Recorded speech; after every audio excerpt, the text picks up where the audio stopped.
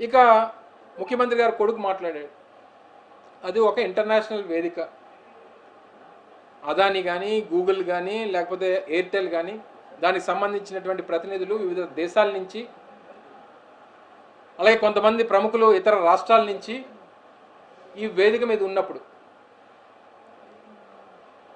So ఇటువంటి సభలు సమావేశాలు అయినప్పుడు సహజంగా ఇంటర్నేషనల్ ప్రెజెన్స్ ఉంటుంది. అలాంటి దగ్గర ఏం మాట్లాడాలి, ఎలా మాట్లాడాలి అనేటువంటి కనీస జ్ఞానం లేకుండా సబ్జెక్ట్ మీద మాట్లాడిన తప్పులేదు, కన్స్ట్రక్టివ్గా మాట్లాడిన తప్పులేదు. చివరికి మీరు వచ్చి అక్కడ కూడా రాజకీయాలు, పనికిమాల పంచ్ డైలాగులు ముఖ్యమంత్రి గారి కొడుకు మాట్లాడతాడు. పంచుల మీద, ప్రాసల మీద పెట్టేటువంటి శ్రద్ధ ముఖ్యమంత్రి గారి కొడుకు పని మీద పెడితే బాగుంటుంది అనేటువంటిది మా తాలూకా సలహాగా తెలియజేస్తా ఉన్నా. ఇప్పుడు ఎందుకు ఈ పంచ్ డైలాగులు అంటే 10 రోజులు కనబడకుండా పోయి ఎక్కడికి వెళ్ళాడో తెలీదు, ఏం చేశాడో తెలీదు. చివరికి రాష్ట్రం అంతా కూడా దాని మీద చర్చ జరుగుతుంటే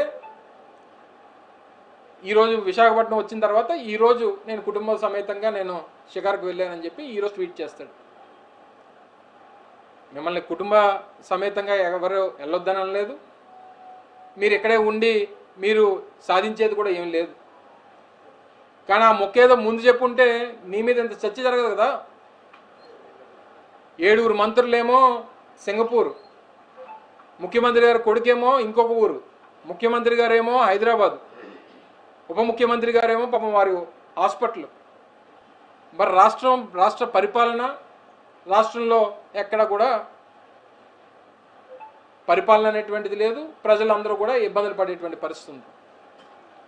సో దీని మీద దయచేసి ఇటువంటి వేదికల మీద మాట్లాడినప్పుడు గొడ్డలని, లడ్డు అని, ఇదా మీరు గూగుల్ తీసుకొని వచ్చినప్పుడు, లేకపోతే మీరు అదానీ వచ్చినప్పుడు, లేకపోతే గూగుల్ ప్రతినిధులు వచ్చినప్పుడు, లేకపోతే ఎయిర్టెల్ ప్రతినిధులు వచ్చినప్పుడు వేదిక మీద మాట్లాడాల్సింది గొడ్డల గురించి, లడ్డు గురించి మాట్లాడతారా? దాని మీద పంచ్ డైలాగులా? ఏం మెసేజ్ ఇస్తున్నారు ప్రజలకి? మీరు మళ్ళీ లా అండ్ ఆర్డర్ గురించి మాట్లాడతారు, మా మీద తప్పుడు ప్రచారాన్ని చేస్తారు. దయచేసి ఇవన్నీ మానుకుంటే మంచిది అనేటువంటి